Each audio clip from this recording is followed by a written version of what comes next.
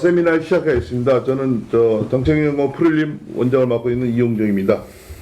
반갑습니다. 오늘은 이몽탁 박사를 모시고 윤석열 정부의 과학기술 혁신 정책에 대해서 발표 듣겠습니다. 본인 소개를 발표 초기에 처음에 좀 해주실 겁니다.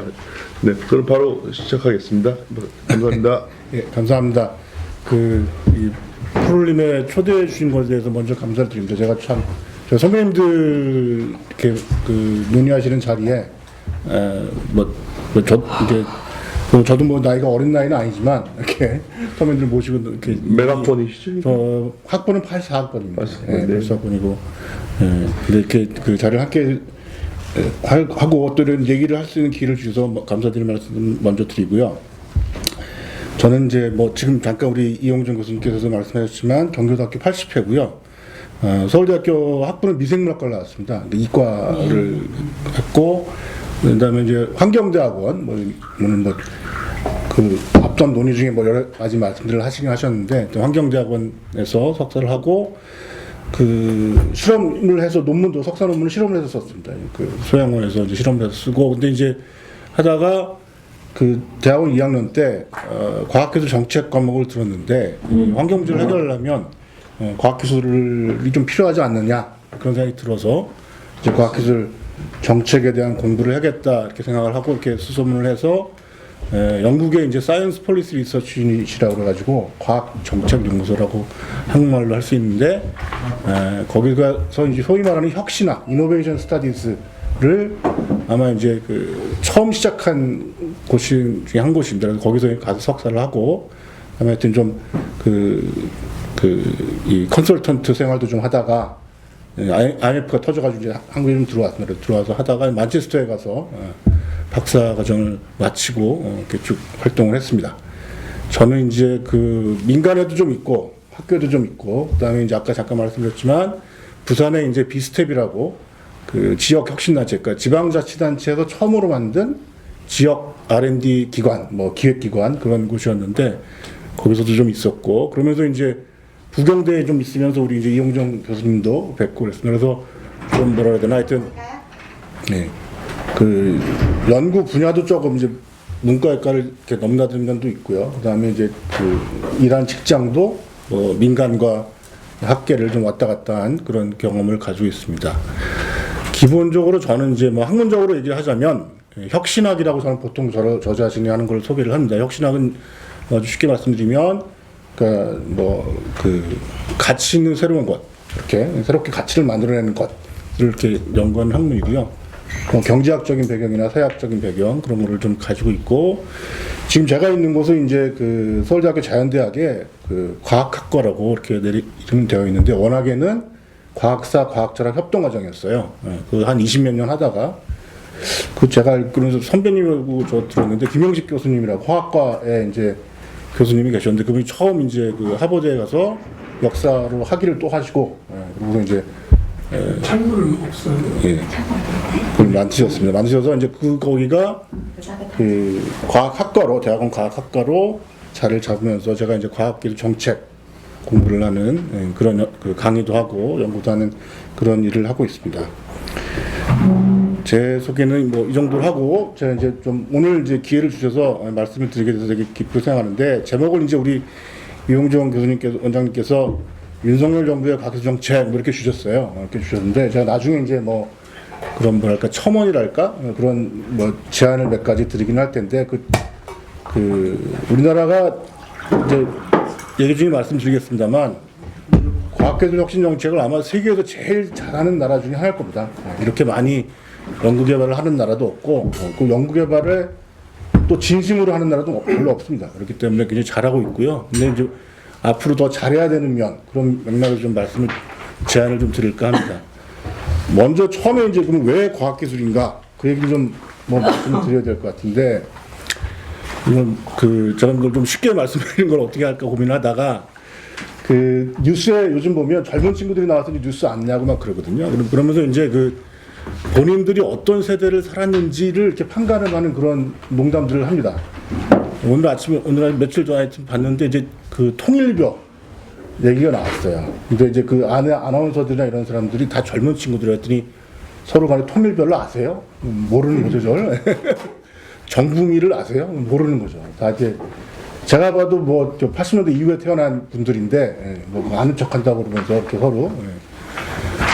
근데 그걸 들여다보면 이제 통일별이라는 걸 들여다보시면 아시겠지만 그 농업진흥청에서 R&D 해가지고 새로 만들어낸 거거든요. 뭐 그래서 하여튼 그런 일들이 있습니다.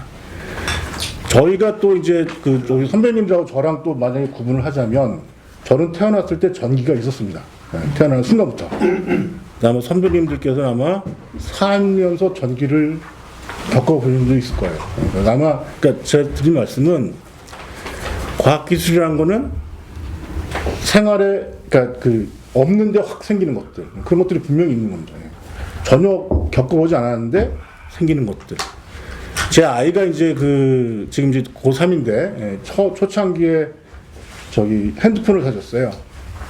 핸드폰을 사줬는데 어느 날 하루는 막 하다가 그 문이 잠겨가지고 그래서 문이 잠겨서 문을 열 수 있는 방법을 못 찾다가 전화를 딱 한 거예요. 그래서 하는 말이 이게 전화도 되는구나. 그러니까 핸드폰을 처음에는 맨날 영상만 보는 걸로 이해하고 있다가 그러니까 전화기로 되는 걸로 이게 이해하는 그런 경험도 있습니다. 그러니까 저희가 당연하다고 생각되는 것들이 세대가 지나면서 다르게 겪는 그런 머티리얼의 신세계들이 있다는 말씀을 제가 드립니다. 오늘 제가 이제 그 과학기술 얘기하면서 거시적인 특성에 대해서 이제 좀 말씀드리려고 그러는데 저희가 뭐 2차 산업혁명, 4차 산업혁명, 뭐 이런 산업혁명들 얘기를 하는데 그때를 들여다보면 그 크게 두 가지 혁신이 있습니다. 하나는 제가 여기 이제 그림이 파도형 혁신, 동심원형 혁신 뭐 이렇게 표현을 해놨는데요. 파도형 혁신은 그 전에는 세상이 없던 겁니다. 인터넷 없었습니다. 없는 게 나왔습니다. 컴퓨터 없었습니다. 없는 게 나오고 요즘에 AI 그런 건 없었죠. 없는 게 새로 나오는 그런 것들 그런 것들을 파도형 혁신이라고 얘기할 수 있습니다. 전혀 세상에 없던 것들. 그런데 동심원형 혁신이라는 건 또 뭐냐면 그것이 기존의 산업 체계로 쭉 퍼져나가는 겁니다. 호수에다 돌 하나 딱 던지면 옆으로 쫙 퍼져나가듯이 쭉 퍼져나가는 것들. 저희가 뭐 스마트 팩토리, 뭐 스마트 뭐 이런 것들을 동심원의 혁신의 한 사례라고 얘기할 수 있습니다. 뭐 작은 글씨라도 잘 보이진 않으실 텐데 아마 그 뭐 이렇게 말씀을 드리면 설명이 드릴 거라고 생각합니다. 그 밑에 그림을 보시면 더 자세히 설명이 되는데 예전의 산업 정책은 이렇게 쭉 해가지고 그 사양 산업이라 가지고 신발, 뭐 섬유 이런 거는 후발국 임금이 싼 대로 넘기고 더 이상 하는 게 아니고 뭐 하이테크로 가가지고 여기다가 그 투자를 해야 된다라고 이제 보통의 산업 정책은 얘기를 하는데 그래서 이제 프로스펙스 뭐 이렇게 그러니까 그러니까 해외로 옮기고 그랬는데 그것이 아니고 이런 그 신발 회사들도 맞춤형으로 만들고 사람한테 맞춤 새로운 소재로 하고 또 업그레이드 할 수가 있는 겁니다. 그래서 따라서 저희가 이제 신성장 동력해가지고 이제 막 AI에 투자해야 된다 그것도 맞는 말이지만 기존 산업을 업그레이드하는 그거 굉장히 중요한 얘기라고 생각이 듭니다. 제가 이거를 더 이제 좀 관심 있게 보게 된 까닭 중에 하나, 이제 나중에 좀 거시적인 거라든지 그렇지만 그 배경 중에 하나도 부산에 가니까 저희가 이제 그 부울경에 산업자본이 꽉 있습니다, 거기. 시설들이 다 있습니다.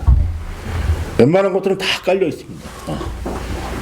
거기를 업그레이드 하는 것이 중요한 것이지, 그거를 이제 뭐 안 하고, 다른 걸, 그러니까 물론 이제, 근데 이제 시장은 서울 쪽으로 계속 몰려가기 때문에, 그러면 이제 부울경을 잘 살릴 수 있는 방법이 뭘까? 네, 그런 맥락 속에서도 가만히 들여다보면, 그렇게 업그레이드 하는 방법, 그렇게 얘기할 수가 있습니다.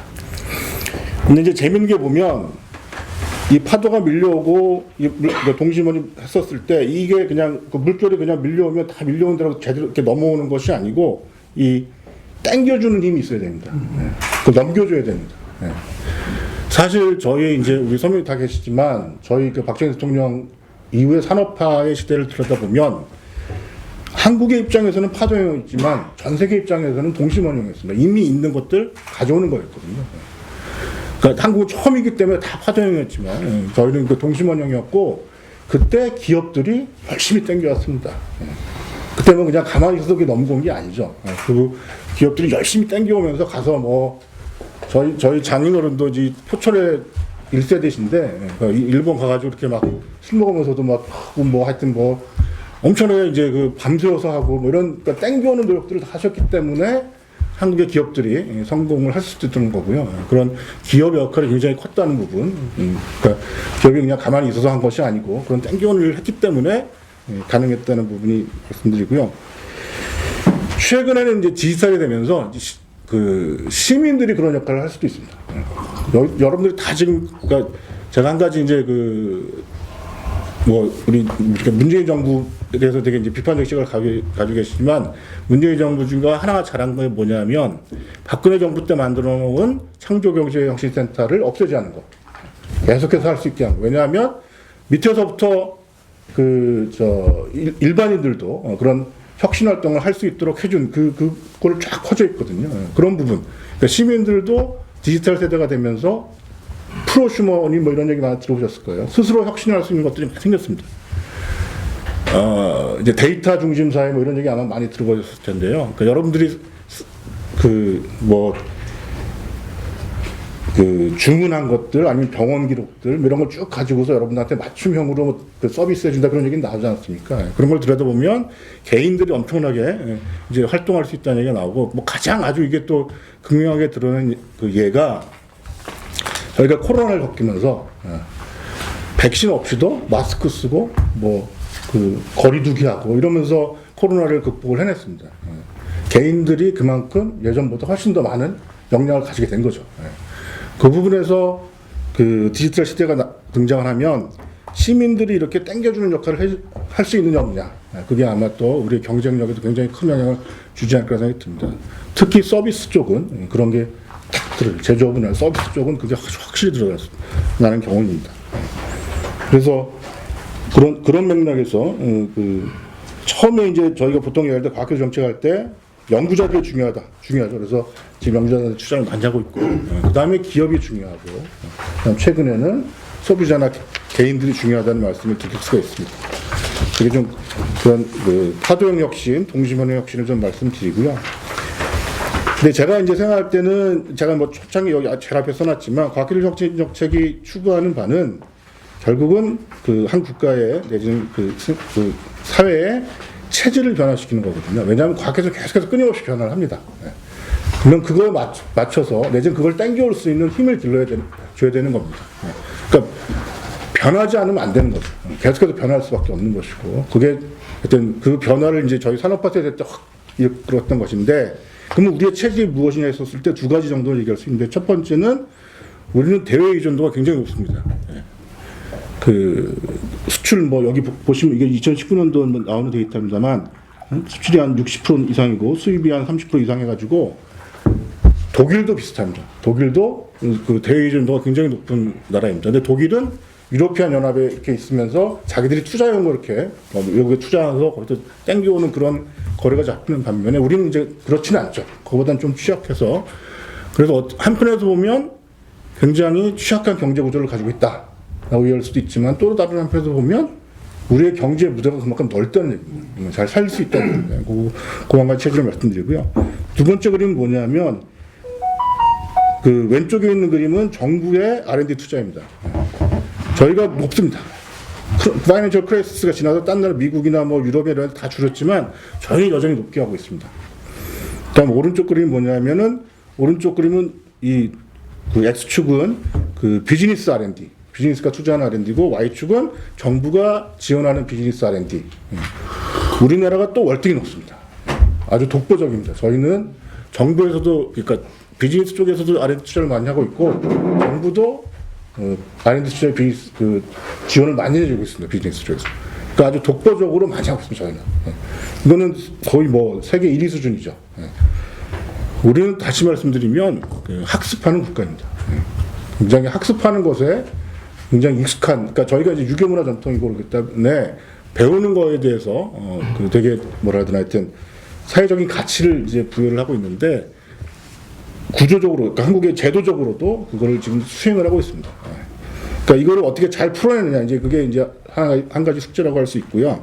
근데 이 체질을 어떻게 바꿀 것이냐, 이게 이제 만약에 이제 윤석열 정부가 가진 숙제라고 그러니까 저희가 얘기를 한다면 이제 제가 뭐 여기 이제 그림을 그려놨습니다만 어쨌든 그 키스텝이라는 기관이 정부 기관입니다. 정부의 이제 그 R&D 정책 에이전시인데 거기서 이제 이 분류한 표지만 여기 보시면 아시겠지만 그 전체 시스템을 바꾸고 그다음에 초격차 기술, 그다음 연구자 중심, 민간 중심, 지역에 투자하고 사회 문제 해결형, 디지털 전환 이렇게 하여튼 주제들이 다 있습니다. 이거 다 그 엄청나게 고민을 해서 만든 것이고 좀 다 그 괜찮은 얘기들이라고 생각이 듭니다. 근데 제가 이제 문제 제기를 하고 싶은 거는 다 중앙 집중적이고 국내만 얘기를 하고 있습니다. 그래서 제가 이제 제안을 드리는 말씀은 만약에 이제 이거를 좀 더 개선을 한다면 그 아까 제가 말씀드렸지만 시민이 이제 그러니까 연구자, 기업, 그다음에 이제 가게가 그러니까 경제학용어로 하면 가게죠. 하우스홀드라고 얘기할 수 있는데 시민이 혁신 주체로서 활약할 수 있는 부분이 분명히 있다. 그리고 그 코로나 사태라든지 아니면 디지털 시대는 더군다나 그런 역할을 감당할 할 수 있기 때문에 그걸 좀 이렇게 파악하고 자리매김하는 그런 고민들이 하나 필요하고 그다음에 그러니까 지역 주도 역시 이렇게 표현을 했는데요. 지역 R&D 리그를 만들었으면 좋겠습니다. 제가 이제 영국에서 와서 영국에서 공부를 했기 때문에 더 이제 그 표현이 더 쉬울 수도 있는데요. 지역 뭐요? 지역 R&D 리그. 네네. 그러니까 그 프리미어 리그. 저 축구로 따 우리 손흥민이 뛰는 프리미어 리그가 이제 전국 리그라고 지금 한다면 지역이 주체가 기획을 하는 예를 들어서 그러니까 지역 차원에서 R&D 센터가 필요하다. 그렇죠. 네. 지역이 기획을 하는 거. 지금 다 중앙에서 각 부처별로 기획을 합니다. 그러지 말고 지금 이제 그러니까 부산 혼자 하면 그렇고 부울경 정도 초강력 수준에서 스스로 기획하는 그런 R&D 리그. 그리고 거기서 이제 리그를 하는 거죠. 1부 리그, 2부 리그 하듯이 그 리그를 뛰게 만드는. 왜냐하면 격차가 좀 있습니다. 역량의 격차가. 지역에 있는 기업들과 중앙에 있는 기업 격차도 있고, 그 다음에 아까도 말씀드렸지만 시민들이 혁신 주체로서 참여할 수 있는 부분은 지역에서 훨씬 쉽게 만들어질 수 있거든요. 때문에 그런 사회 문제 해결형, 쓰레기 문제라든지 여러 가지 그런 문제들이 있고, 서비스업도 있고, 하여튼 그렇게 해서 성장축을 수도권만에 놓지 말고 몇 군데 놓을 수 있는 부울경, 세종, 호남 이렇게 그 정도. 그리고 사실 이런 고민들은 많이 하고 있습니다. 지금 현재로도 많이 하고 있고요. 두 번째로는 이제 제가 이제 K-R&D라고 표현을 했는데 아까도 말씀드렸지만 저희 체질 자체가 세계를 무대로 하고 있습니다. 그러니까 우리나라만 보고는 안 되고요. 세계랑 같이 네트워크를 하면서 연구를 할 수 있는 저희가 이제 이명박 정부 때 송도에 글로벌 클라이밋 펀드인가를 유치를 했습니다. 거기서 지금 그래서 그런 클라이밋 체인지에 관련된 세계적인 프로젝트를 쭉 뿌립니다. 하는데 그래서 저희 나라도 출연연들이 거기에 참여를 해보려고 막 이렇게 하지만 거기에 참여하는 그런 걸 하려면 개발도상국들하고 오랫동안 같이 이렇게 네트워크 속에서 뭐가 만들어져야지 이렇게 큰 프로젝트가 나오고 그러는 거지 갑자기 이렇게 가도 되는 게 아니거든요. 하여튼 현실적으로도 그런 문제가 있는데 저희 지금 이제 윤석열 대통령이 하여튼 요번에 여러 가지 이슈 때문에 충분히 부각은 되지 않았지만 요번에 미국 가가지고 디지털 비전 포럼 연설 해가지고 디지털 모범국가로서 성과를 세계 시민과 공유하겠다. 그다음에 글로벌 펀드 7차 재정 공약회의 바이든이 돈 투자한 거에 저희도 에이드, 결핵, 말라리아 퇴치를 목표로 하는 글로벌 펀드에 1억 달러를 투자하기로 했거든요. 그럼 이런 움직임하고 같이 만들어서 개발국 도상국하고 같이 하는 그런 K리그. 그러니까 유럽에 보면 유로파 리그가 있습니다. 그러니까 프리미어 리그 있고 그 밑에 일부 리그 있고 유로파 리그 있듯이 저희도 국내 R&D 리그가 있으면 그거 하나 있고 그다음에 지역에 있고 그다음에 국제 리그도 같이 하나 만들어보는 그런 식으로 구조를 바꿔보면 어떨까 하는 이제 그런 생각을 말씀을 드리겠습니다. 네. 이상으로 제 말씀 마치겠습니다. 알겠습니다. 네. 발표 감사드리고요. 제가 좀 요구하는 것은 문재인 정부랑의 과학 정책이라든가 윤석열 정부의 과학 정책이 이제 앞으로도 어떻게 구체적으로 어떤 것이 좀 필요한가에 대해서 듣고 싶은데 그건 나중에 이제 답변하면서 좀 해주시고요. 오늘 오신 분 중에서 아까 몇 분 인사하셨지만 장색탁 박사님이 우리나라 대한민국 과학기술 정책에 상당히 영향력이 있으신 분입니다. 청와대에서 근무하셨고 또 여러 연구기관도 장원하셨고 그래갖고요. 먼저 우리 장색각 박사님이 토론을 해주시죠. 정권에서 그 조금 크게 해주세요. 네, 이번 정권에서 만들어 놓은 이저 4번 이 페이지에 이거를 뭐 한번 그냥 받기는 받았는데 첫 몇 줄을 읽어봤더니 뭐 그냥 흔히 하는 소리로 해라. 이게 물론 공약 때 만들어졌으니까 일반 국민들이 쉽게 이해할 수 있도록 만드는 거라서 나중에 자세한 그게 나오면 보려고 보고 있다가 아직 못 봤습니다. 혹시 이거 나왔어요? 자세한 디테일 어느 정도의 그 계획? 아직은 이 정도 수준인 것 같습니다. 예. 그렇죠. 예, 예. 네. 어젯밤에 좀 늦게 이렇게 좀 해봤는데 빨리 잡히지 않더라고요. 네, 그래서 아직 안 나왔나 보다 하고 있고 이제 사실은 이 정치하는 사람들이 그 전문가들이 좀 이렇게 그 비례대표제는 전문가들을 뽑아가지고 그 사람들이 제대로 좀 끌고 나갈 수 있도록 해야 되는데 우리가 지금 우리 환경이 그렇지 않지 않습니까? 그래서 그런지 사실 국가가 만드는 정책에 대해서는 별로 우리 실제로 과학기술을 오래 하고 그걸 산업화시키면서 이렇게 발전을 하는데 관심을 가진 전문가들은 그렇게 크게 기대를 하지는 않고 있습니다. 그런데 이제 요즘은 전 세계가 하나로 묶여지는 소위 지구화 세상으로 바뀌고 있어가지고 네트워크가 원활하게 해서 우리가 스스로 이렇게 다 찾아서 볼 수 있기 때문에 이제 그때 가서 하면 되겠지 하고 다들 미뤄놓고 어떤 사람들이 실제로 필드에서 그런 일을 하고 있는 사람들도 있고요. 근데 가장 중요한 거는 우리가 4차 산업혁명이라는 큰 물결이 들어왔는데 이 4차 산업혁명의 본질을 정확하게 이해를 해야 정책이 나오는 거죠. 우리만 혼자서 우리나라가 아직까지 미국 정도로 막 마음대로 지고 흔들 정도가 되지도 않은 그런 스테이지에 있는데 우리나라가 더더군다나 산업은 지금 뭐 경제는 한 10위 정도에 머물러 있으니까 그래서 이제 아직은 여기서 어떻게 새롭게 막 급격하게 변화할 때 새로운 정책을 잘 만들어서 빨리 그 리딩 그룹에서 리딩 그룹 내에서도 메이저가 될 수 있도록 그렇게 전략을 세우는 게 가장 빠른 길이거든요. 왜냐하면 과학기술은 어디까지나 저도 과학기술자지만 어디까지나 이거는 도구입니다. 그렇잖아요. 우리가 이걸 도구로 생각해 과학기술 자체가 무슨 밸류를 그냥 바로 내놓는 게 아니잖아요. 그걸 활용을 해서 우리가 어떤 서비스를 만들어서 우리 시민들이나 국민들이 또 전 세계인들이 거기서 혜택을 받을 수 있도록 아주 편리하고 효율적인 혜택을 받을 수 있도록 그게 서비스죠. 그러니까 서비스로 받는 거를 그걸 포커싱 맞춰야 되는데 그게 이제 좀 굉장히 종합적인 서비스를 딱 맞춤형 서비스를 해줄 수 있을 정도로 어떤 상당히 괜찮은 분야에서 그런 정도의 지금 그 기술이 발전이 됐죠. 그리고 소위 이제 우리 컨버전스 융합 기술을 만들어서 그때 만들어서 아주 최적화시켜서 필요한 서비스를 제공해주는 그런 이제 세상으로 다 바뀌어가고 있는데 그렇다면 우리는 이제 우리나라 국민들만 상대할 게 아니라 전 세계인을 상대로 해서 할 수 있는 그런 기본이 다 있는 나라가 우리나라입니다. 미국도 모자라는 게 있어요. 예를 들어서 반도체가 짧았기 때문에 이번에 바이든이 그런 걸 취했고 그런 거를 우리는 거의 다 가지고 있습니다. 단지 소프트웨어가 좀 약해가지고 아직까지 그 전체적인 전략과 시스템을 아주 효율적으로 디자인하는 건 아직 좀 약합니다.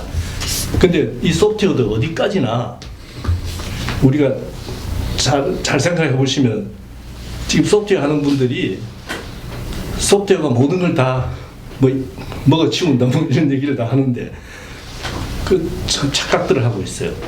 소프트웨어는 어디까지나 하드웨어를 움직이기 위한 도구입니다. 잘 생각해 보세요. 아무리 소프트웨어를 잘 만들어도 하드웨어가 거기서 시스테매틱하게 따라가줘서 성능을 발휘해 주지 못하면은 소프트웨어 100번 만들어도 아무 의미가 없죠. 반도체가 좋은 예잖아요. 그다음에 우리가 일반 어떤 문과적인 그 사회과학적인 면에서 소프트웨어대로 시스템대로 우리가 사람들이 움직인다. 사람도 하나의 하드웨어죠. 그때는. 그래서 그런 그 사람들이 그 소프트웨어를 보고 이해를 해서 더 스마트하게 그 소프트웨어를 활용할 수 있고 움직여 주어야 좋은 성과가 나오죠. 그래서 하드웨어 성능이 굉장히 중요한 거죠. 그게 소위 우리가 이제 흔히 인프라 기술이라든지 이런 걸로 이제 설명이 되는데 그런 관점에서 정책을 만들어야 된다고 봅니다. 더더군다나 요새 새롭게 전 세계 네트워킹을 시켜서 이제 네트워크 시키면 사람들이 일일이 옛날엔 다니면서 만나가지고 서로 계약을 하고 트랜잭션을 하고 이랬던 시대가 이제는 자동적으로 온라인에서 다 이루어지잖아요. 그러면 신뢰를 쌓아야 그런 계약이 성사가 되는데 그 신뢰를 자동적으로 쌓을 수 있게 소프트웨어에서 그걸 만드는 게 블록체인 기술이죠. 블록체인 기술 중에서 이더리움 기술이 이제 그걸 집어넣은 거죠. 그래서 그 기술의 가치가 굉장히 네트워크 가치가 큰데 예를 들어서 우리나라는 뭐든지 새로운 기술이 들어오면 항상 그 사람들이 가장 그 금방 그냥 피부로 느끼는 어떤 베니핏이 크게 들어오는데 하다 보니까 게임도 그랬고 게임도 잘 활용하면 굉장히 좋은 대로 활용할 수가 있는데 동기부여를 주니까 근데 그렇지 않고 그냥 재미로만 하다 보니까 완전히 사람들이 좀 이렇게 도에 제약이 되고 그랬는데 이것도 똑같아요. 블록체인도 그런 식으로 해서 하고 있지만 미래는 지금 데이터가 이제 왔다 갔다 하지 않습니까? 신뢰 있는 데이터, 가짜가 아니고 진짜인 데이터. 변화가 한 번 기록이 되면은 데이터가 변할 수가 없는 데이터. 그러니까 진짜 데이터 되죠. 그 데이터 자체가 엉터리든 뭐든 일단 기록이 되고 나면 변할 수가 없으니까요. 그러니까 문제는 좋은 진짜 데이터를 블록체인 라인에다가 올려놓는 게 중요한데 그것만 자동적으로 기계가 정확하게 정직하게 할 수 있도록만 시스템을 만들면은 데이터가 정말 굉장히 가치 있는 데이터가 되죠. AI도 데이터가 정확하지 않으면 AI 기능은 완전히 오히려 그 해를 끼치는 그런 게 되니까요. 그래서 그런 새로운 이제 제가 왜 이 얘기를 자꾸 좀 길게 하느냐 하면요. 그런 거를 베이스로 해서 새롭게 국가의 기술 정책, 산업 정책, 기술을 응용한 산업 정책, 그다음 경제 정책까지 밑둥에 흘러야 돼요. 그렇지 않고 그런 걸 다 도에서 해놓고 옛날식으로만 자꾸 하면은 뒤떨어질 수밖에 없고 소모적인 것밖에 안 나오죠. 그래서 오늘 구체적인 질문은 없어요? 여기 제가 질문은 이제 몇 가지가 네. 나는 아까 처음에 여기 보니까 파도형과 동심원형 이게 이제 굉장히 좋은 쉽게 이제 설명 알아듣기 쉽게 돼 있는데 디지털 트랜스포메이션이라고 여기 오른쪽 동심원형에 붙여놨잖아요. 네. 4차 산업혁명은 독일이 미국이 다시 시스템화 시켜서 모든 걸 네트워크에 넣어서 통합을 시켜서 그 국민들에게 서비스를 만들겠다라고 이제 시작을 했어요, 미국이. 그러니까 소위 그 리쇼링 정책 있지 않습니까? 전 세계 제조업을 흩어놨다고. 리쇼링을 그냥 말씀하시면 안 됩니다. 리쇼링이 뭔지를 리쇼링이 해외에 나갔던 제조업들 다시 그 기지들을 전부 다 한국 구두로 알아쇼 도로 가져와서 네. 자기들이 직접 하는 거죠. 네. 근데 그걸 떨어져서 분업이 돼 있을 때 3차 산업혁명까지는 분업인데 분업이 효율적이기 때문에 분업을 시켰는데 그걸 이제 다시 모아서 아주 옛날같이 통합적인 시스템 안에 집어넣는 게 4차 산업혁명이에요. 그래야 우리가 원하는 저 서비스를 훨씬 더 효율적이고 쉽고 코스트 적게 할 수 있기 때문에 4차 산업혁명이 나오는 겁니다. 제조업하고 IT가 합쳐지는 면이 있죠. 다 합치는 것도 있고 뭐 전부 다 합치는 거죠. 그 네트워크상에 다 집어넣고 네. 그다음에 왔다 갔다 하는 그 서로 도움은 전부 데이터로 다 처리를 하는 그래서 그거에 관해서 질문은 무엇이죠? 네, 그래서 트랜스포메이션하고 4차 산업혁명 양쪽에 다 따로 해놔서 어떤 뜻을 이렇게 해놨나 싶어서 저는 보기 그거는 나중에 그냥 일반적인 디지털 트랜스포메이션이라고 생각하면은 그 해석이 되는 차이가 네, 있는지. 제가 지금 설명드린 미국에서는 그걸 갖다가 4차 산업혁명이라는 말을 안 쓰고 디지털 트랜스포메이션 그대로 쓰고 있죠. 먼저 했으니까. 네. 독일이 그냥 브랜드를 가져간 거죠. 이게. 그리고 또 한 가지 이제 이게 섬유하고 신발 이런 이제 그럴 때 약간 사양 산업으로 우리 그동안 욕을 했는데 그렇지 않잖아요. 아실 것 같은데. 예. 보게 돼서 좀 얘기 좀 해주시면 좋겠고요. 그러니까 섬유와 신발이 사양 산업이었는데 지금은 또 그렇지 않은 면도 있다. 그걸 설명해 달라는 거죠. 완전히 어떤 새로운 패션으로 해서 서비스를 그 심리적인 서비스, 실질적인 서비스 네. 다 들어가니까 피지컬 서비스. 세 번째 질문. 네, 그 정도 질문이고요. 그 외에는 저 마지막에 이거 제안하신 거 이거 굉장히 중요합니다. 아주 좋은 제안이라고 저는 보고 있습니다. 왜냐하면 이게 우리는 전부 중앙만 쳐다보고 중앙 주도적으로 모든 발전을 시키고 했기 때문에 중앙만 쳐다보고 있는데 지역에서는 전부 다 독립적으로 해줘야 이게 뭐하고 중요하냐면요. 그래야 우수한 또는 젊은이들이 지역을 떠나질 않아요. 그 자기가 가서 살고 싶은 데서 살고 또 자기 고향에서 가족들과의 관계를 유지시키면서 또 주위의 관계를 이웃과 관계를 유지시키면서 우리 좋은 그 문화를 그대로 유지할 수 있는 굉장히 좋은 적입니다. 그래서 우리 저출산도 여기하고 관련이 있거든요. 그래서 그런 거에 대해서는 아주 제가 아주 감사히 생각합니다. 이렇게 제안해 주시는. 그럼 일단 우리 저 발표자가 우리 장색탁 박사님이 이해하신 거에 대해 답변을 해주시죠.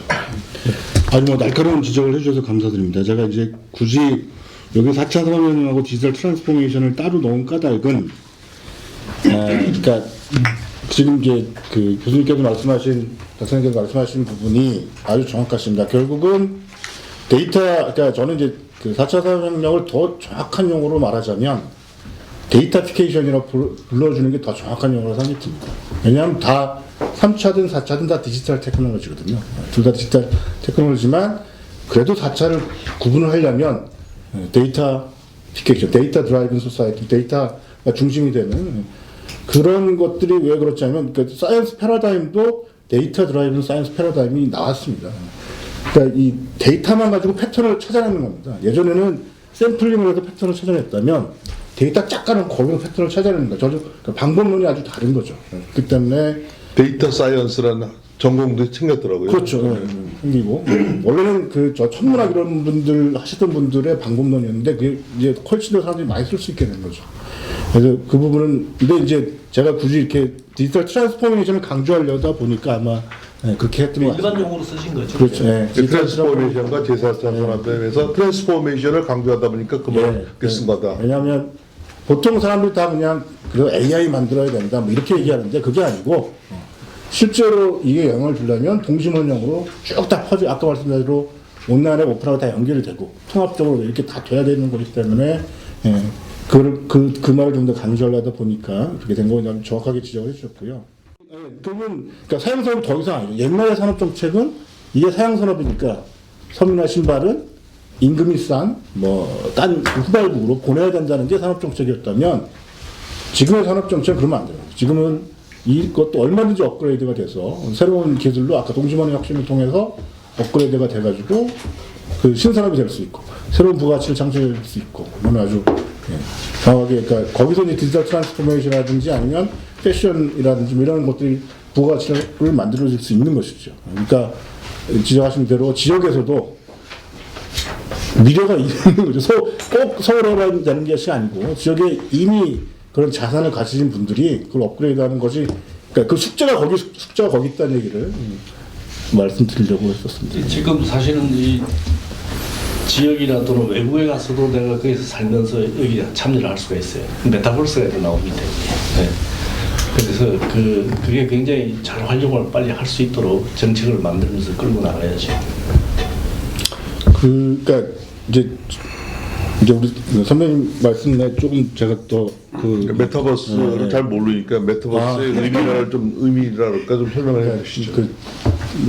하여튼 굉장히 많이 알고 계신데 어쨌든 그러니까 뭐라 해야 되나요? 저희가 옛날에 페이스북 나오기 전에 싸이월드를 했었습니다.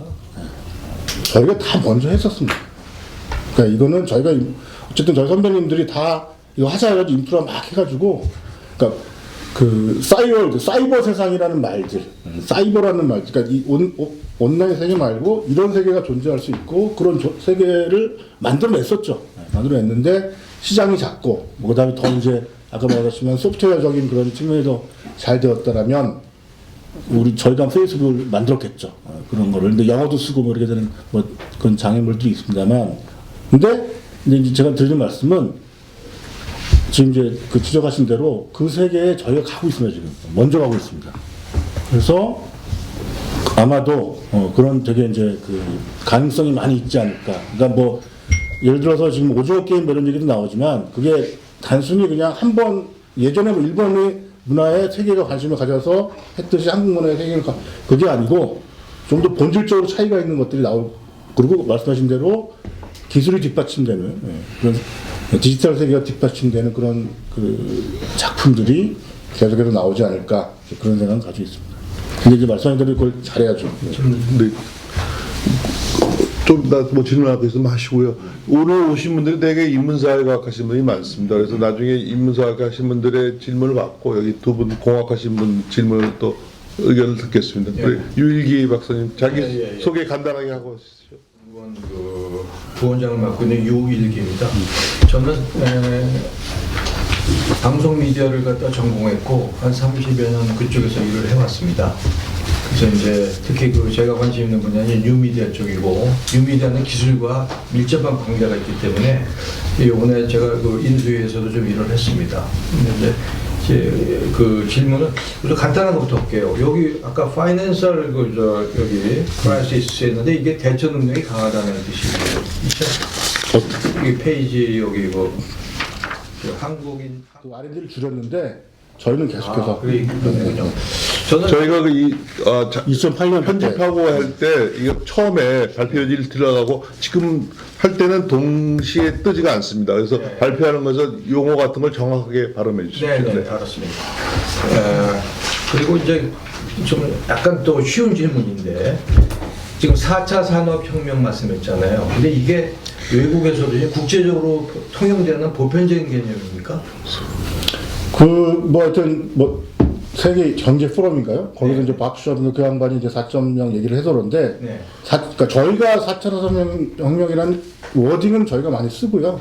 말씀하신 대로 미국에서는 디지털 트랜스포메이션이라는 말을 더 그래서 많이 제가 씁니다. 그 말을 얘기해요. 그래서 우리나라에서 유독 많이 쓴 것 같아요. 이게. 그리고 외국에서는 오히려 이게 어떻게 보면 IT 혁명의 연장선상을 보는 경우도 많거든요. 아직은 그리고 왜냐면 그러면 5차 산업혁명이 나와야 되는데 5차 산업혁명은 뭐냐 이거죠. 그래서 거기서 지금 우리나라에서 얘기하는 게 그거는 바이오라든가 우주공학이 될 거다 이렇게 얘기하고 있단 말이죠. 그러니까 그 정의가 사실상 이거는 상당히 제가 보기에는 좀 헷갈리는 부분이 있어요. 어느 부분까지가 4차 산업혁명이냐 이것도 아직 정의가 안 됐고 그래서 거기 있고 그리고 아까 그 말씀하신 현 정부의 과학기술 정책의 문제점 그랬는데 제가 아까 말씀했지만 이 자문 이제 우리를 하다 보니까 제일 문제점이 뭐냐? 컨트롤 타워가 없어요.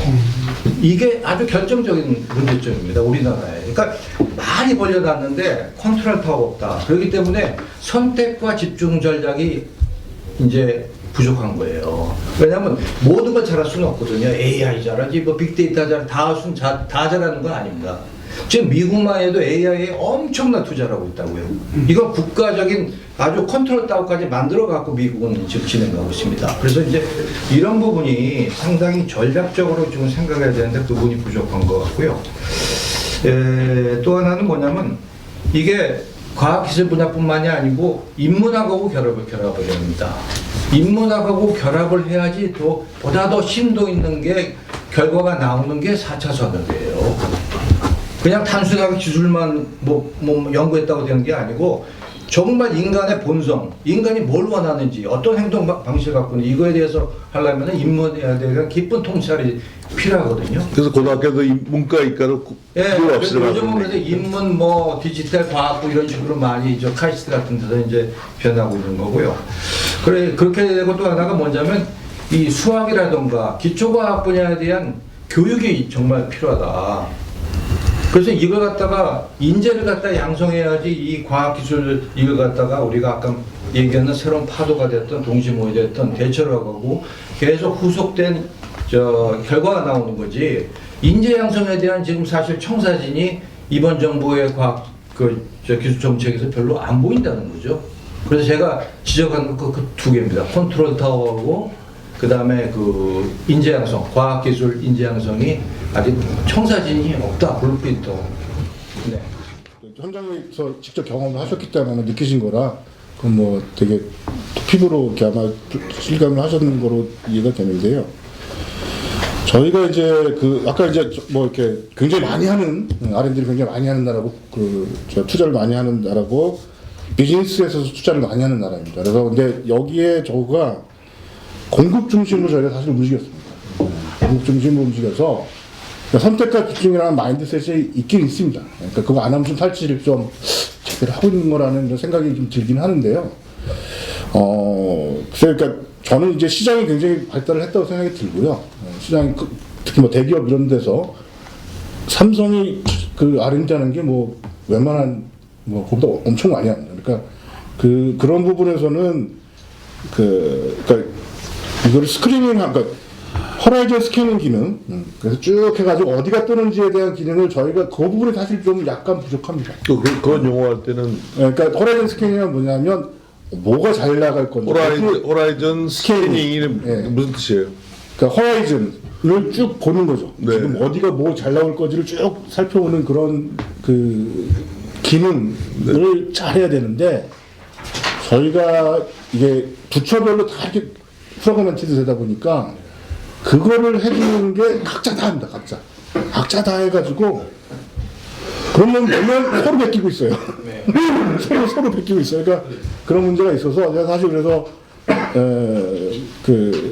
출연연의 역할을 재정립하는 그런 맥락에서 롱텀 그런 아주 전략 보고서들을 기술 전략 보고서들을 쭉 생산해내는 작업들을 어디 맡아서 몇 군데가 적어도 몇 군데 맡아서 이렇게 해주면 그런 레퍼런스가 있으면 어디에 선택과 집중을 해야 되는지 드러나거든요.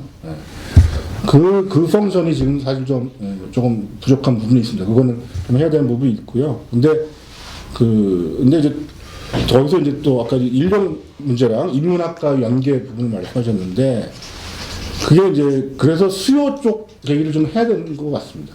어디가 필요한지 사실은 말씀하신 대로 이건 수단이거든요. AI를 개발하는 게 목적이 아니고 개발해서 어디다 쓸 건데 어디다 쓸 건지를 생각을 하면 거기는 이제 인문학적인 게 등장하지 않을 수가 없죠. 사람들이 이걸 어떻게 쓰고 있는지를 들여다보지 않으면 AI만 만든다고 저희가 아니니까 이렇게 만들었는데 사람들이 어떻게 쓰더라. 제가 아까 우리 아이 얘기를 들었지만 핸드폰을 줬는데 맨날 영상만 보다가 전화하는 걸 나중에 알았단 말이죠.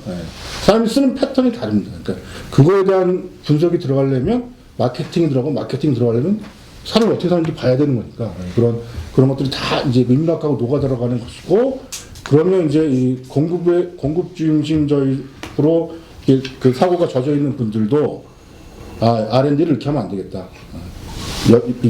인력도 이런 고민을 하는 인력이 같이 있어야겠다. 그냥 연구자들만 있는 게 아니고 같이 고민하는 그런 사람들을 만들어야겠다고 생각하지 않을까 그런 생각이 듭니다. 답변이 되시죠? 네.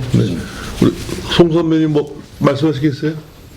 저로서는 원래 기술 혁신을 통한 제조 사업이 애국을 위하는 길이라고 해서 40년 동안은 중소기업을 국내진 중소기업을 자부하는 중소기업 운영해 왔는데 여러분들 교수님들하고 좀 차원이 다른 그런 분이 있어서 여러 좋은 분들의 의견을 듣는 것으로 판단하고 가름하겠습니다. 네, 지금 말씀하시면 송정섭 선배님이십니다. 오랫동안 기업 활동하셨다고요. 뭐 얘기하실 거 없으면 이제 공학도로 넘기겠습니다. 일단 이 4차 산업혁명이라는 내용이 스마트 팩토리 시작해서 나오기 때문에 기술하는 사람들이 전부 다 그냥 이 인문학 하시는 분들은 그냥 근처도 못 오게 하면서 뭐 끌고 나갔거든요. 그래서 제가 2015년도에 이 서울대학교 컨버전스 거기 이제 영화 기술을 있을 때 그때 4차 산업혁명이 이제 2014년 말쯤 초에 2015년 초에 조금 들어왔어요. 그때 몇 가지 기본적인 그 자료들 모아서 들어가 보니까 뻔한 저는 정책을 해봤기 때문에 금방 이해가 빨랐어요, 남보다. 근데 결국은 기술을 아까 제가 도구라고 자꾸 얘기를 말씀드린 이유가 그겁니다. 기술은 도구지. 그 좋은 기술이 나왔는데 이걸 어떻게 활용을 해서 인류의 삶의 발전이나 질에 도움이 될 수 있도록 해주는 그게 중요하잖아요. 그래서 인문학은 삶을 어떻게 살 것인가 하는 걸 고민하는 곳이잖아요. 철학을 위시해서. 그래서 인문학께서 깊이 관여를 하셔가지고 앞으로 인류는 어떻게 살아나가는 게 그래도 이 세상에 태어나서 가치를 또는 봉사를 하고 나도 떠난다. 후세를 위해서 이런 생각을 가지는 철학이 들어와야 네, 종합적인 얘기입니다. 그냥 철학이란 말은 들어와야 이게 바로 기술이 제대로 쓰이고 엉뚱한 데로 안 간다는 얘기죠. 그 얘기가 바로 그 같은 질문이 대답이십니다. 네, 그래서 저도 한마디만 할게요. 제가 자기 이름이라도 얘기했어요. 저는 그 자일보에서 논술을 하고 있는 강량입니다. 저는 근데 이제 제 경력 중에 한국해양연구원 대협력실을 맡아서 한 3년 운영해서 2013년에 미국의 다트마우스 칼리지에서 세계 과학자 총연맹에 이제 초청돼서 한번 세미나를 갔는데 저를 안내한 그 다트마우스 칼리지 여학생이 메인은 정치외교학부인데 4개의 부전공을 더하더라고요. 그 자연과학과 인문학과 사회과학을 왔다 갔다 하면서 그때 굉장히 큰 감명을 받았습니다. 과학이 일방적으로 가면 어느 날 갑자기 석기시대로 갈 수가 있습니다. 그러니까 디지털 전체주의가 좀 우려되는 부분도 있고 그만큼 이제 소위 그 인문학을 배제한 인문사회과학을 배제한 과학이라는 것은 굉장히 위험하기 때문에 그렇습니다. 우리 같이 따라가기 바빠서 물질주의에 빠져 있는 돈 되는 건 뭐든지 다 한다 하는 그런 사고관념을 갖고 있는 거의 국가일수록 그에 대한 위험성은 더 커지는 거죠. 그 얘기를 하고 싶어요. 그래도 우리나라는 유교의 불교의 전통이 좀 많이 남아있기 때문에 특히 기독교가 많이 들어있기 때문에 그게 다른 나라에 비해서 좀 덜하죠. 인문학이나 정신문화 이런 데한 강조를 네. 근본적으로 하고 있는 나라다. 빨리 발전해도 빨리 망한 나라들이 몇 개 있지 않습니까? 대부분 다 지금 말씀대로 인문학 이런 건 다 소외하고 기술만 가지고 약간 치고 돈만 이렇게 빨리 많이 가져가는 그런 생각을 하다 보니까 그렇게 다들 된 거죠. 다음은 제가 이용수 박사를 소개하겠습니다. 이런 인사에 이용수 박사는 제가 제 하나밖에 없는 남자 조카입니다. 근데 이번에 포항공대에서 이번 겨울에 반도체로 박사학위를 받습니다. 그래서 아까 여기 우리 선배님이 박사님이 계시더니 바이든 반도체 그런 얘기를 했는데 반도체 전공자로서 한마디 해봐. 좋은 말씀들 중에 사실 제가 좀 더 와닿았던 게 지역 주도적으로 좀 더 R&D가 이루어져야 된다라는 것인데 저도 이제 지방에서 학교를 다니고 있고 그래서 아무래도 이제 이게 지역 주도이기도 하고 이제 너무 네 수도권에서만 이렇게 하면 또 그런 지역 균형의 발전에도 쉽지 않고 아까 저출산 문제도 말씀을 해주셨었는데 그런 건 정말 좋은 것 같습니다. 근데 이제 이런 측면에서 이제 아무래도 제가 그 그러니까 이공계로서 이공학도로서 연구를 하다 보니까 지금의 그 연구하는 수준이나 기술들의 수준이 좀 엄청 고도화가 많이 되어 있다는 생각이 들더라고요. 그래서 이게 지역 측면에서 뭔가 수도권에 가지고 있던 그런 것들을 좀 더 이렇게 새로 시작을 하게 되면 굉장히 오래 걸리는 그런 일이 될 텐데 초반 캐치업을 빨리 할 수 있게끔 뭔가 좀 제도적인 그런 것들이 좀 있으면 좋을 것 같고 또한 지역에서 학교가 주체가 될 것인지 기업이 주체가 될 것인지 그런 거에 대한 좀 더 구체적인 정부 입장, 정책적인 그런 제도나 뭐 그런 방향이 있으면 더 좋지 않을까라고 생각을 했는데, 그런 것에 대해서 좀 제가 이공학부다 보니까 정책 쪽에서는 잘 몰라서 그런 쪽에서 좀 궁금해서 질문 드리려고 합니다.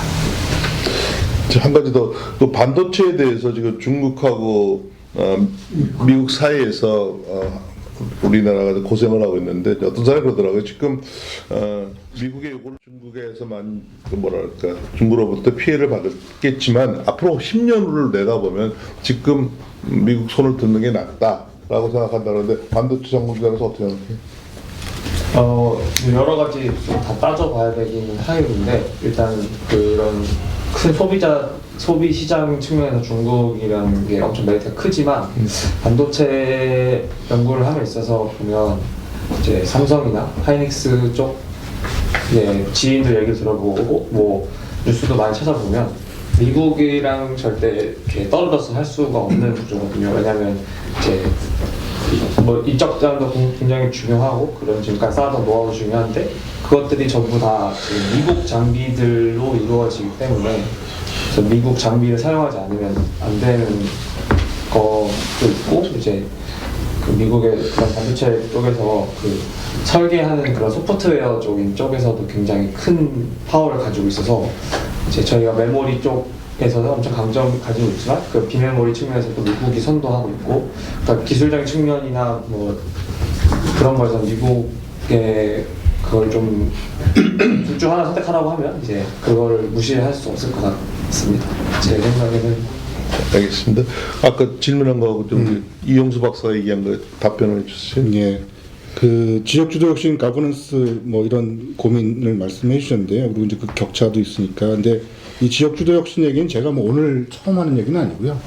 아까 이제 비슷한 얘기를 잠깐 말씀드렸습니다만, 그런 그 흐름들이 계속해서 있었고요. 그리고 지금 현재 보면 이제 대전에도 있고 그런 그 지역 혁신 기관들이 있습니다. 몇 군데가 있고, 아마 하여튼 그런 이제 어떻게 보면 이제 무르익어 나가는 이제 상황이라는 생각이 들고요.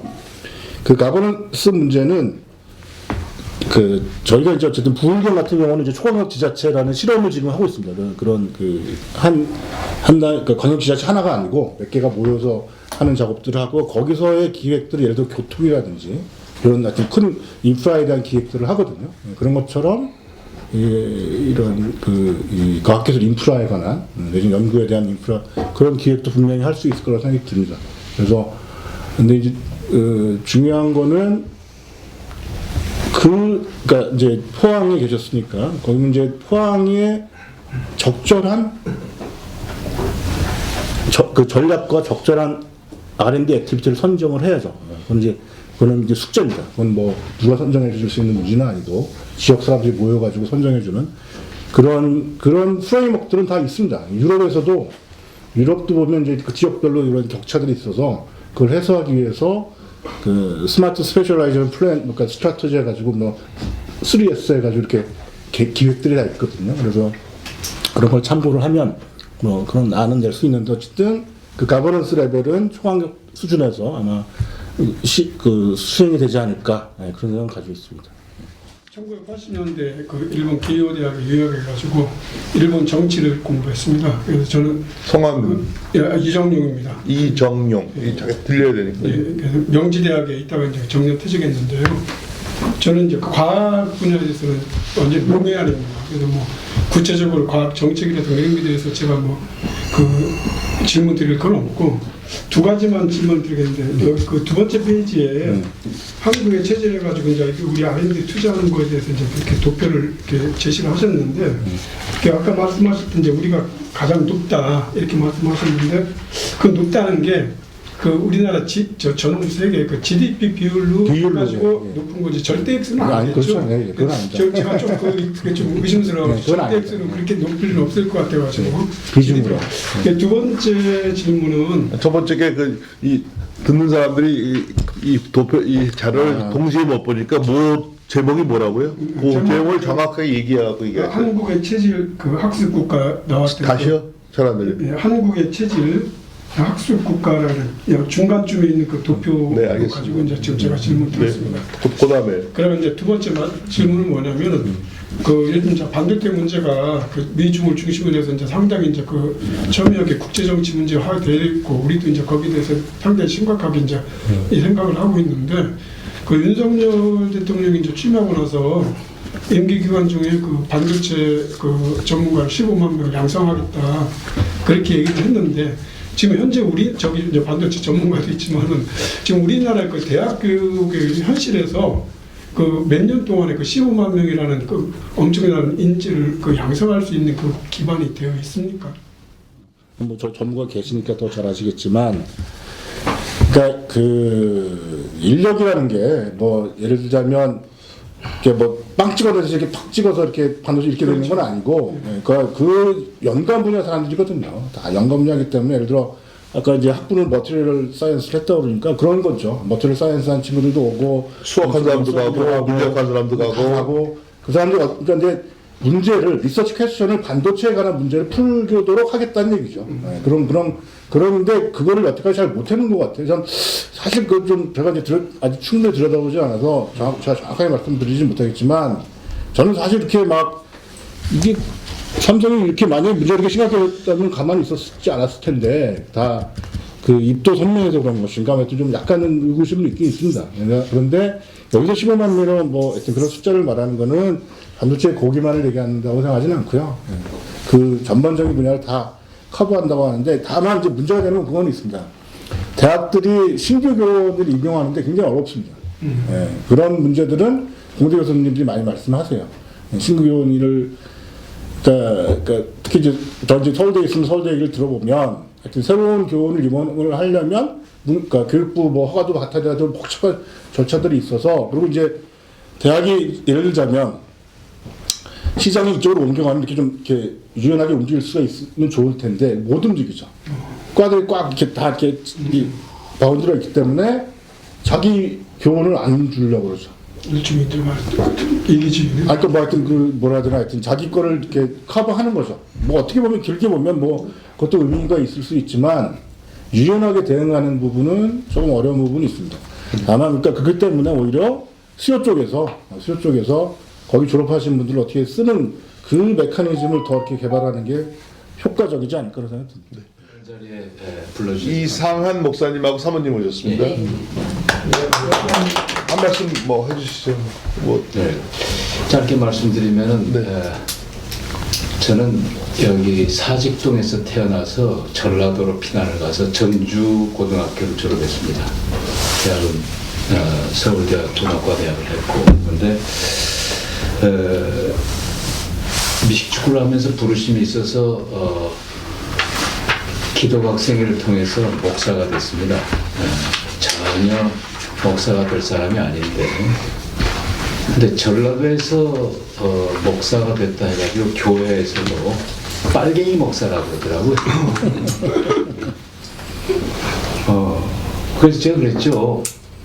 맞다. 우리 집에 불원문서 있다. 왜냐하면 1980년대 서울대, 연대, 고대, 이대, 숙대, 경희대, 한대, 성균관대학교 버스 타고 다니면서 걔네들에게 전도하고 그들 생각이 다른 것을 전하려고 했는데 그래가지고 얻은 아이들이 한 7, 8명 정도가 교회에 왔어요. 그 대학부 지도자는 1대는 오카눔 전도사, 2대는 저쪽 싱가포르 선교사, 그리고 제가 3대에 대학부 지도자를 했는데 그리고 나서 캠퍼스에 선교사가 필요하다 했는데 저는 이제 공부를 더 해가지고 나중에 교회를 하면서 젊은 사람들을 보내야 되겠다는데 그게 착각이었어요. 30년 정도 영국으로 미국으로 이렇게 돌아다니다가 와서 보니까 완전히 판도가 다르더라고요. 그러니까 기울어진 운동장 정도가 아니라 이건 그냥 이름만 살짝 바꾸면은 나라가 바뀔 정도가 돼서 저는 최근에 저희 출신 고등학교 팀들을 통해서 2개의 팀을 만들고 있습니다. 하나는 태스크포스 팀하고 하나는 띵크탱크 팀하고 띵크탱크 팀은 브레인 그리고 태스크포스 팀은 알고 보니까 좀 힘 좀 쓰시는 분들이 저희 104년 된 동창의 명부를 놓고서 보니까 있더라고요. 그래서 그런 생각을 마음에 품고 있고, 마지막으로 이제 드릴 말씀은 결국은 교육이 문제다. 그동안 1980년대부터 있었던 문제로 인해 가지고 한마디 말씀. 그때 가서 캠퍼스에서 만나서 보게 되면 연세대학교에는 껄껄 웃는 예수님 사진, 그리고 서강대학교를 가서 보게 되면은 부러진 나무 2개 해가지고 묶어가지고서 그걸 걸어놓고 십자가라고 하고 있고, 그런 것을 보면서 똘똘하고 대화할 만한 사람들하고 얘기해 보면 전부 주사파. 웬만하면 크리스찬 형제들하고 만나면 답답하기가 짝이 없더라고요. 어디에 머물러 있고. 그래서 그런 생각을 했댔는데, 결국 오늘 한국 사회의 문제는 뭔가 하면 계대 교육에 실패했기 때문에. 계대. 그러니까 1세대가 다음 후대에게 전해주는 계대 교육. 다음 세대 교육. 그런데 계대 교육에 실패했기 때문에, 그래서 이제는 어떻게 되느냐.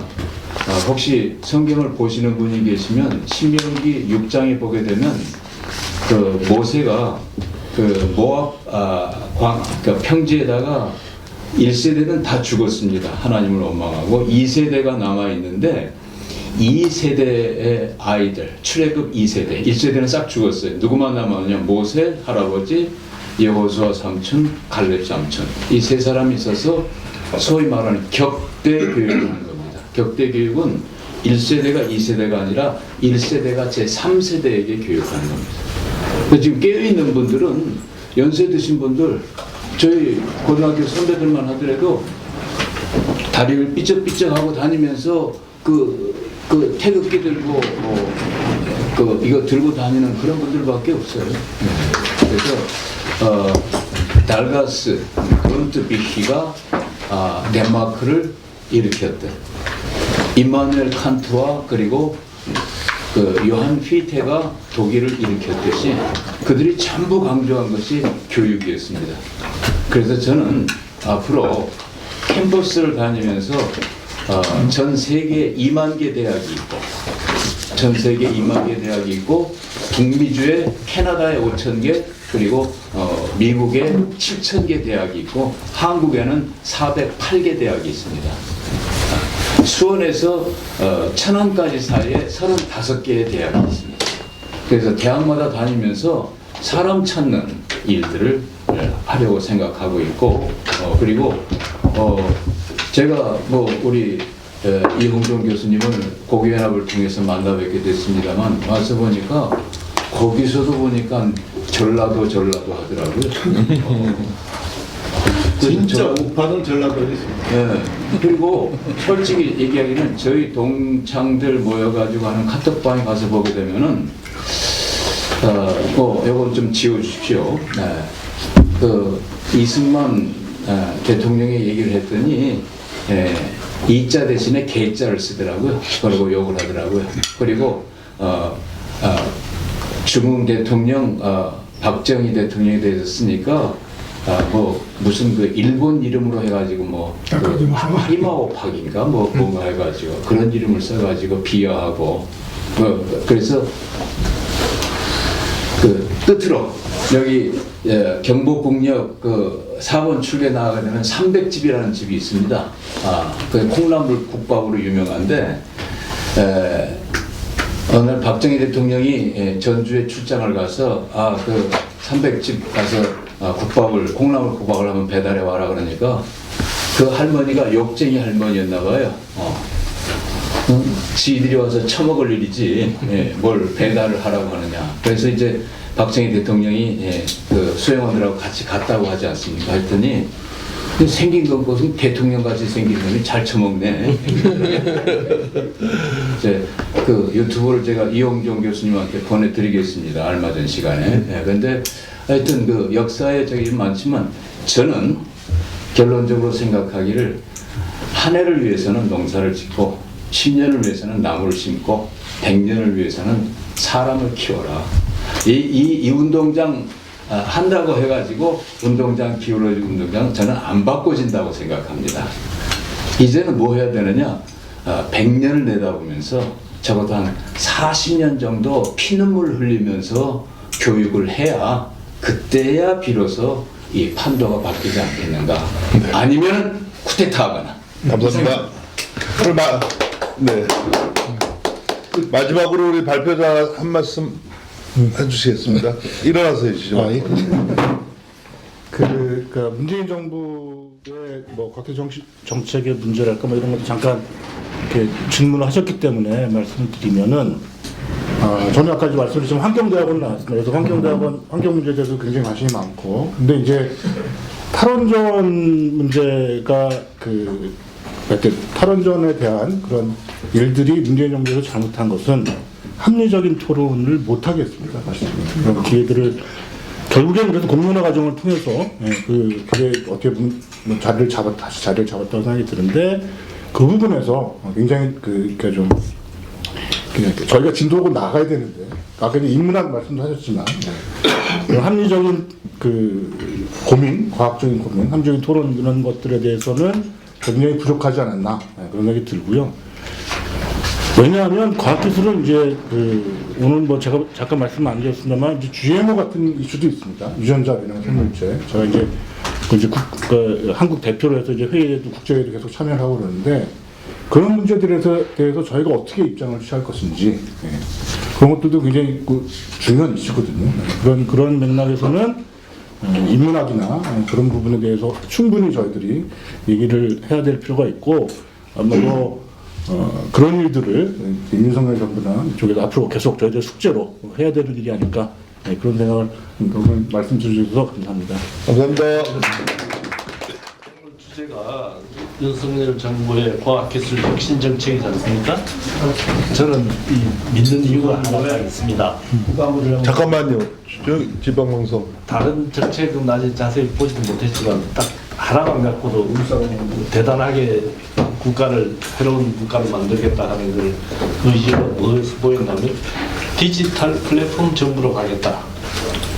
그게 핵심입니다. 이제 그거 하다 보면 자연히 아까 말씀드린 새로운 기술, 새로운 트렌드, 새로운 무브먼트 다 들어오게 돼 있고, 모든 게 다 그게 다 들어와서 이제 거의 웹 3.0 시대를 프로토콜 이카라로 가게 될 수밖에 없도록 될 테니까 그게 핵심이에요. 그래서 그 정책은 정말 참 괜찮은 정책이라고 보고 있습니다.